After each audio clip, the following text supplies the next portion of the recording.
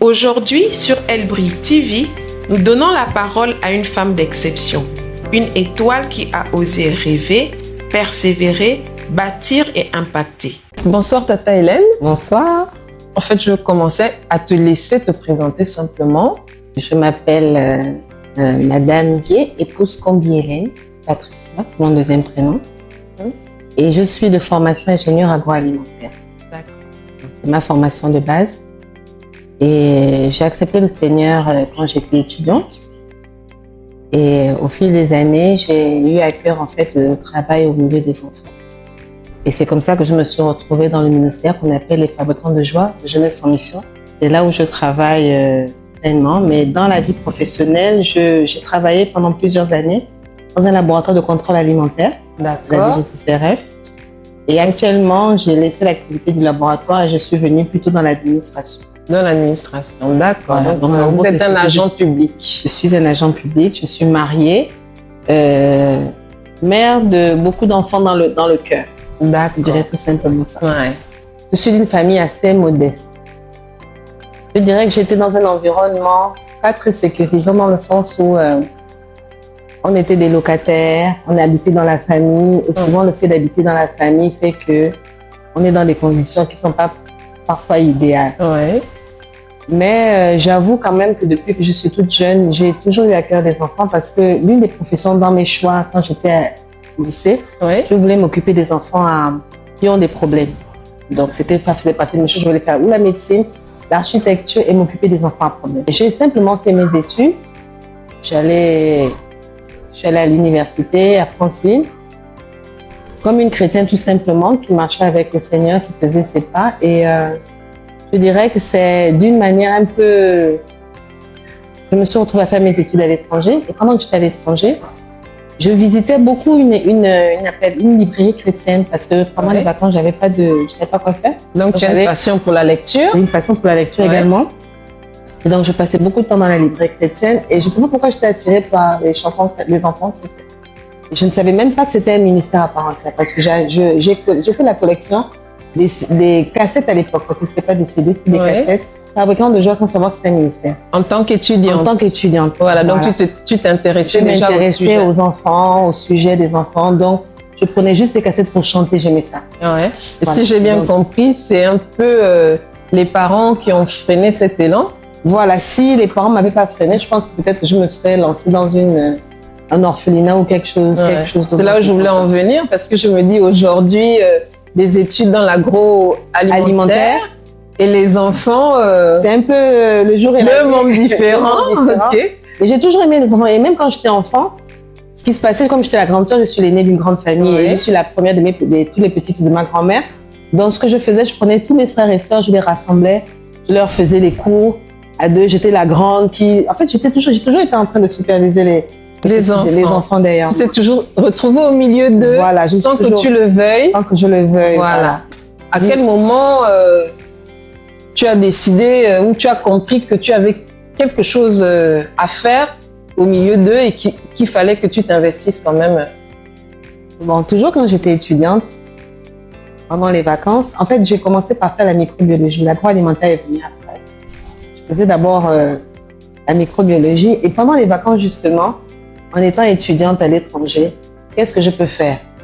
J'ai pas de famille, je n'ai personne. Donc, quelle activité dans laquelle je peux... Et c'est où exactement que tu as étudié? J'ai étudié au Canada. Donc, pendant les vacances, souvent, le milieu des enfants, c'est un milieu qui est un peu négligé. Et comme je ne me reconnaissais pas avoir un talent particulier pour la louange, parce que c'est souvent dans ces ministères-là où les gens se lancent, il s'est avéré que pendant les vacances, on cherchait quelqu'un pour s'occuper des enfants. Donc, là-bas, ils étaient très bien organisés. Je suis allée en renfort pour aider à m'occuper des enfants. Donc, quand la rentrée scolaire arrive, étant donné que je me suis occupée des enfants pendant les vacances, spontanément, on m'envoie vers les enfants.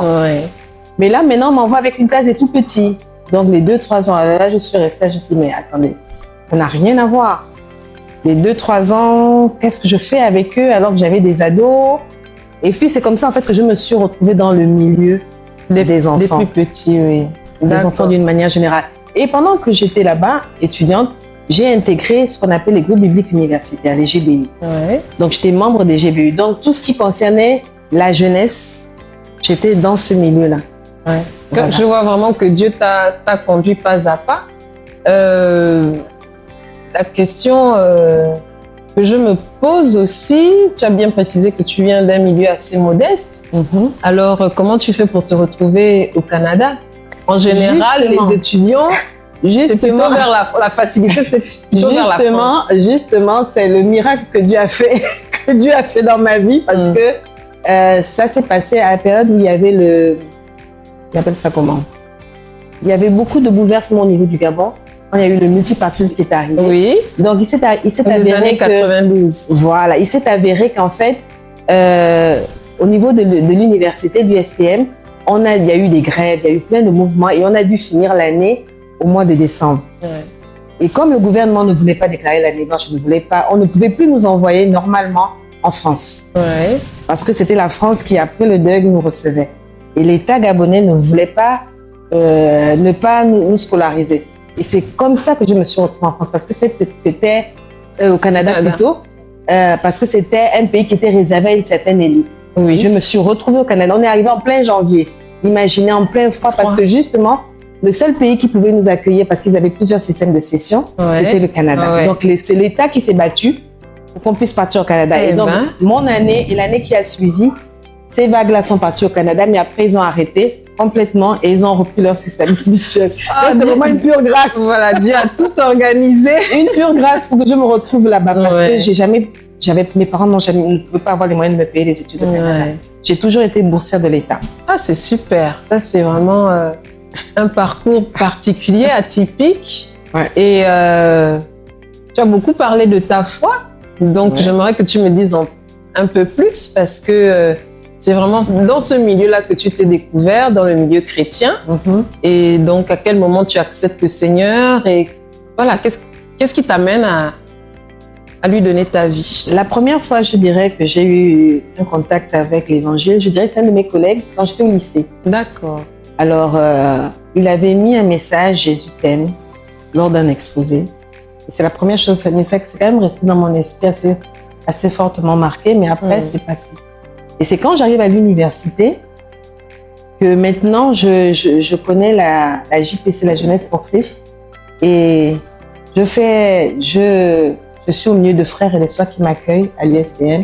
Il y a un mouvement de jeunes qui se lèvent dans la foi. Et je fais partie de ceux, moi, je n'étais pas partie en prison, mais où il y avait eu un grand réveil au niveau de Franceville. Il y avait eu un grand mouvement de jeunes et c'est lors de ces moments-là que moi, je me suis convertie. Donc, d'accord. Ça fait très longtemps. Vraiment. Ça fait longtemps. Et vraiment, le Seigneur a... Près de 40 ans? Oui. Ouais. Ça fait donc, très longtemps. tu fais partie vraiment de l'histoire. Mais je n'étais pas... En fait, je pense que la promotion qui était juste avant moi, ce sont eux qui étaient partis en prison quand on était à Franceville. Ouais. Parce que quand il y a eu ce réveil-là, beaucoup de jeunes se sont levés. Et nous, on est venus juste après. Cette promotion qui venait juste après.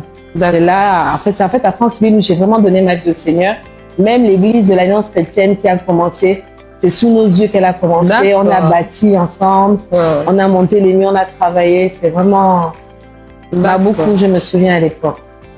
Donc, je veux simplement te laisser continuer à nous parler de comment maintenant tu arrives au FJ, parce qu'à un moment donné, tu as un peu abordé le sujet de... Fabricant de joie. Voilà, fabricant de joie. Ça a commencé dans comment il y avait une organisation chrétienne où tu t'es retrouvée. Mais disons comment on en arrive maintenant au fabricant de joie. Voilà. Bon, disons que... À un ministère où tu es maintenant pleinement investi. Pleinement à l'intérieur.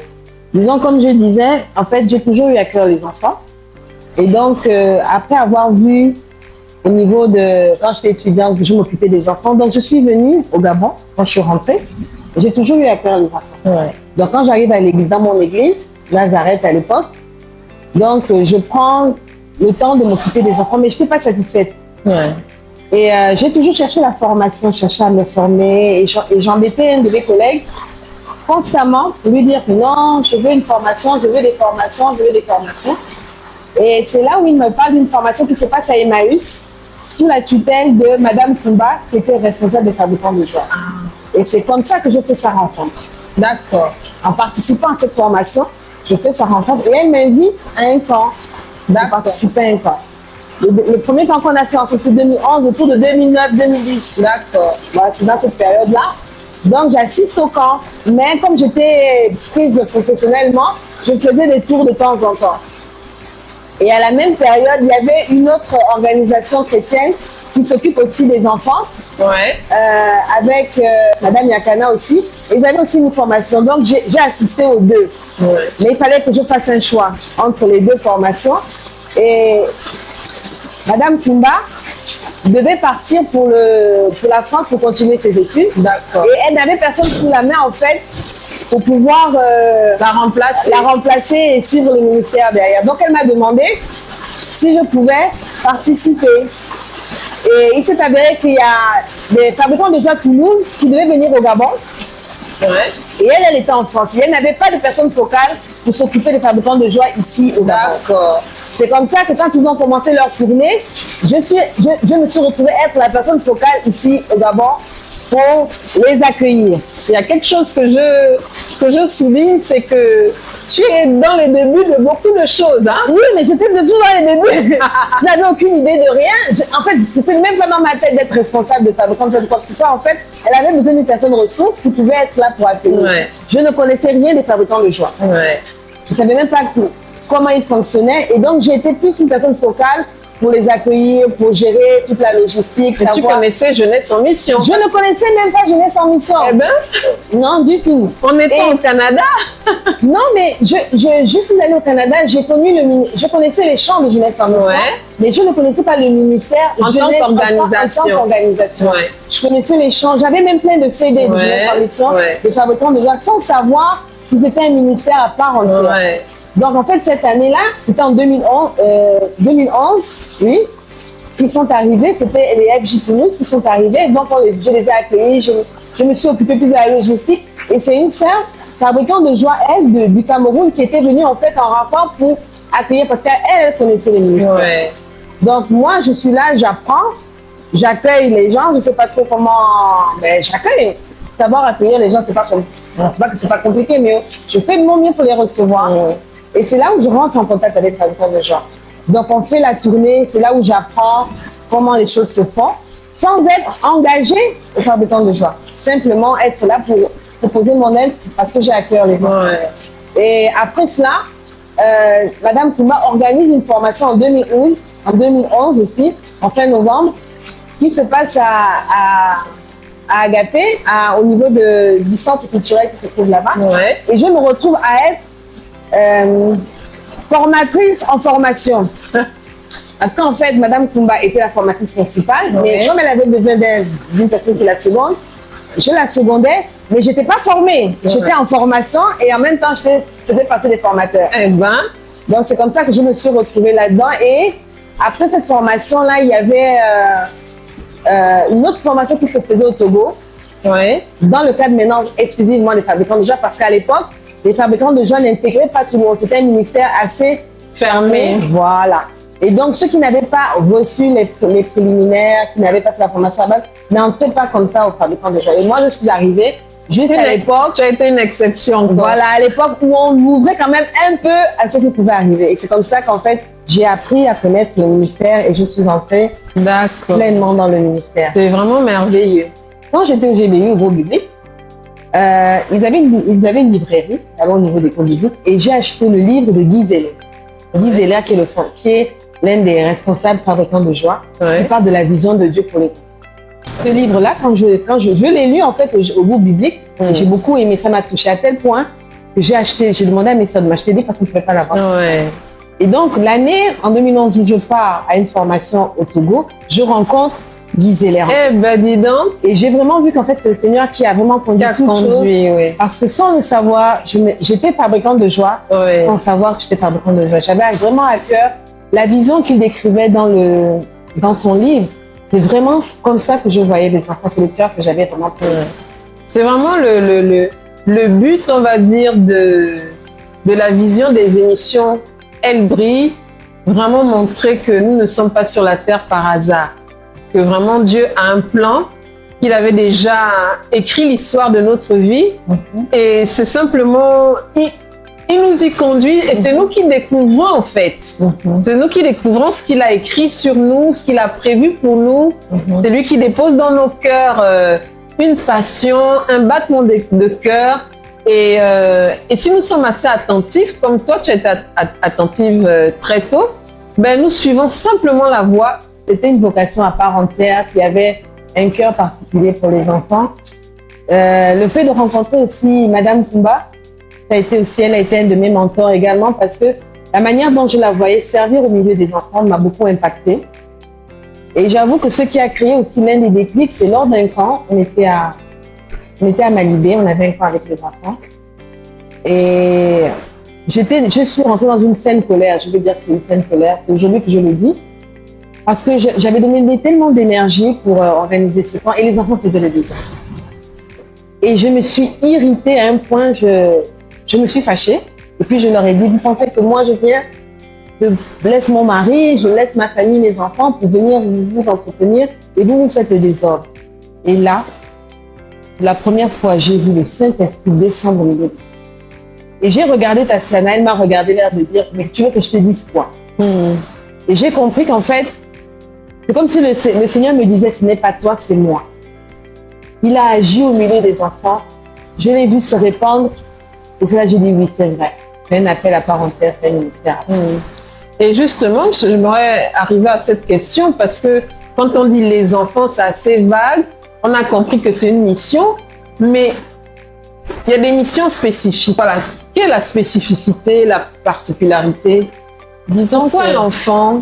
Les enfants sont assez particuliers, ils sont vrais. Et personnellement, je n'ai pas une tranche d'âge que j'aime en particulier. J'ai appris à m'occuper des tout petits. Et ça a été un émerveillement pour moi quand j'ai découvert ces petits. De voir que des 0 à 3 ans peuvent, que c'est vraiment un cœur à cœur, c'est l'âme qui parle, l'esprit qui parle à l'esprit. Donc un bébé a une âme à part entière. Non, il a un esprit. Il n'y a pas un petit esprit. On peut faire un travail. On peut faire un travail avec un tout petit. Ils perçoivent beaucoup de choses qu'on ne se rend pas compte. Ceux qui sont plus grands, ils s'émerveillent. En fait, chaque enfant a quelque chose de particulier à partager. Et ce que j'ai découvert, c'est vraiment que les enfants peuvent avoir une relation, quel que soit leur âge, avec Dieu. Et ils sont précieux. Comment on le voit? Comment on peut dire un bébé a une relation avec Dieu? Ou comment tu amènes un bébé à se connecter à Dieu? On a un outil qu'on appelle le ministère, où on apprend simplement à l'enfant à découvrir. Et j'ai réalisé la force de cet outil-là, simplement parce que je suis allée voir une sœur qui venait d'accoucher. L'enfant avait 2 jours sur d'hôpital. Je ne connais pas l'enfant, je ne le connais pas du tout. Et je le prends dans mes bras simplement et je me mets à lui chanter qu'il est précieux pour Dieu. Et l'enfant qui ne me connaît pas écoute, parce que je réalise que je parle à son esprit et son esprit écoute. Et on ne se rend pas compte, même quand il est dans le sein maternel, ça veut dire que beaucoup d'études ont montré qu'en fait, quand les mamans sont exposées à des souffrances, elles le transmettent à leurs enfants. Donc ça veut dire que dès le sein maternel, avant même que le Seigneur avant que tu ne sois conçu, Dieu te connaissait déjà. Et ça, c'est vrai. C'est-à-dire que, et même cet outil-là, on demande aux femmes enceintes de parler à leur enfant, même le père. Ça, j'ai pu voir ce miracle-là. Il y a une sœur que j'avais vue, l'enfant était dans le ventre. Je l'ai vu en grossesse, j'allais lui rendre visite, je parlais avec le bébé, et je l'ai revu, l'enfant était déjà né, mais il refusait les gens. Et quand moi je suis allée lui rendre visite, je lui ai dit bonjour, l'enfant m'a accepté. Et les gens m'ont demandé, tu ne le connais pas? Je lui ai dit non, on se connaît depuis le ventre. Lui, il me connaît depuis le ventre, il savait que je venais lui rendre visite. Donc, pour montrer combien de fois Dieu est bon, Dieu nous aime, Dieu nous connaît au-delà de ce qu'on peut imaginer. Et Dieu s'intéresse à nous au-delà de ce qu'on peut penser. Donc c'est vraiment, et l'une des choses qui me motive, en fait, je me dis, quand je regarde la nation aujourd'hui, on veut changer les choses qui se passent dans cette nation, mais on ne va pas à l'essentiel. Parce que si les choses doivent changer, c'est d'abord au niveau des enfants. Parce que si on a des jeunes, voilà, si on a des jeunes qui sont assis, qui savent ce qu'ils font, qui ont la crainte de Dieu, alors la nation sera forte. Effectivement. On ne peut pas redresser un arbre qui est déjà courbé, mais on peut donner un tuteur à nos enfants pour les conduire dans la vérité. Il y a un enfant qui s'approprie la vérité de Dieu dans sa vie. C'est quelqu'un qui fait des miracles que vous ne pouvez pas imaginer. Ok, c'est là où je voulais en venir. En fait, tu as répondu à la question, pourquoi un intérêt particulier pour un enfant? Je pense que tu as plus ou moins répondu. Si tu as des choses à rajouter encore... En tout cas, moi, je crois personnellement qu'on doit faire la différence. Les familles aujourd'hui sont disloquées. C'est parce qu'en fait, nous ne sommes que le résultat de ce que nous avons vécu. Ouais. Et souvent, on ne peut transmettre que ce qu'on a reçu. Si vous avez eu des enfants, si vous êtes un adulte, difficile à construire. Ouais. Or, si on construit dans la vie des enfants, on peut changer cette nation. La propreté, ça s'apprend. Ouais. Très petit. C'est bon. L'amour, la crainte, le respect, ça s'apprend étant tout petit. Ouais. Et ça forme des adultes beaucoup plus responsables et une nation beaucoup plus forte. Ouais. Donc moi, je crois que si je dois changer ce pays, et j'ai eu cette image-là quand j'étais à une formation en Côte d'Ivoire, on avait fait un rassemblement. J'ai eu comme la révélation que je travaille pour cette nation. Ouais. Même si je ne suis pas dans la République, je ne sais pas trop quoi. Mais je travaille parce que si les enfants sont impactés et font la différence, on n'aura pas la jeunesse désœuvrée qu'on a aujourd'hui. On aura des jeunes qui sont responsables Ouais. et des adultes responsables, des familles qui seront beaucoup plus fortes. Ouais. Donc je pense que ça vaut le coup d'investir depuis tout petit. Oui. Parce que même les tout petits ont des souffrances. Ouais. Les tout petits ont des souffrances parce que les séparations, tout ce que vivent les parents, les tout petits le vivent et ils ont des problèmes également. Donc ça vaut le coup d'investir. pour ça. D'accord. Donc, en même temps, tu fais un travail de restauration au milieu des enfants. Oui. Voilà, parce que comme tu l'as dit dès le départ, ce qui t'intéressait chez l'enfant, c'est t'occuper des enfants qui n'allaient pas bien. D'accord. Et j'aurais simplement une dernière question. Pourquoi tu y crois vraiment, en fait? Est-ce que tu penses que tu allais au bout de ce rêve? Non, pas encore. Je ne suis pas encore arrivée au bout. Je ne suis pas encore arrivée au bout parce que j'ai à cœur qu'il y ait une école. Parce qu'on a beaucoup d'écoles chrétiennes, Ouais. mais pas des vraies écoles chrétiennes. Ouais. Voilà. J'ai vraiment à cœur qu'il y ait une école chrétienne. Il y en a quelques-unes parce que j'ai fait quand même le tour, parce que j'ai vraiment à cœur l'enseignement. Mais quand je regardais, il y a des écoles chrétiennes, c'est vrai, mais elles ne sont plus de nom que réellement pour ce qu'on doit communiquer aux enfants. Voilà. Et puis, il n'y a pas un programme spécifique de restauration. Voilà, il n'y a pas vraiment ce programme. On est plus concentré sur la scolarisation. Voilà, et même dans la scolarisation, les gens ne s'intéressent pas vraiment au bien-être, à l'épanouissement Ouais. de l'enfant dans toutes ses dimensions. Ouais. Voilà, donc j'ai vraiment ça à cœur. Et donc je pense que je ne suis pas arrivée au bout de ma mission. Et je dirais à une femme qu'en fait Dieu t'a tout donné.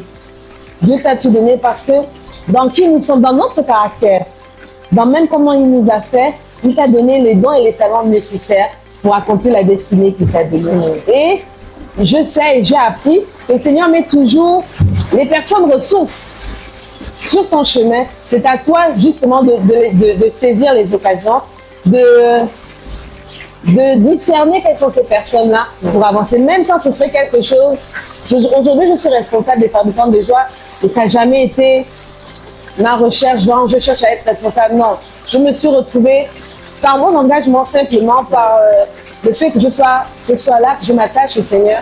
Je me suis retrouvée responsable. Ça n'a jamais été le battement de mon cœur. Et ce n'est toujours pas le battement de mon cœur. Mon cœur, c'est vraiment de voir les enfants transformés, de voir les enfants changer, Ouais. de voir des enfants qui ont des vies qui sont transformées. Parce que chaque fois que je vois un enfant qui est désœuvré, Ouais. pourquoi? Parce qu'il a une famille dans laquelle il n'est pas encadré. Et même quand il aurait un encadrement, ne pas être pleinement épanoui, ça me fait mal. Ouais. Et je me dis, Seigneur, tu l'as créé parce que tu as un plan dans sa vie. Et je pense que pour chaque femme, Ouais. bien pas. Même quand tu serais passé par des choses qui sont immondes, Ouais. qui sont vraiment affreuses, Ouais. même dans ça, le Seigneur permet que tu retiens quelque chose pour sa gloire, pour être un témoignage pour d'autres femmes. Ça, c'est vraiment un bon mot de fin. Vraiment, donc je tiens encore à te remercier Ok? d'avoir répondu à notre invitation. Merci. Donc, Merci pour l'invitation. ok. Elle brille TV célèbre la femme qui prend sa vie en main, qui ose faire des choix et qui les met en action. À bientôt pour une prochaine émission Parcours de vie.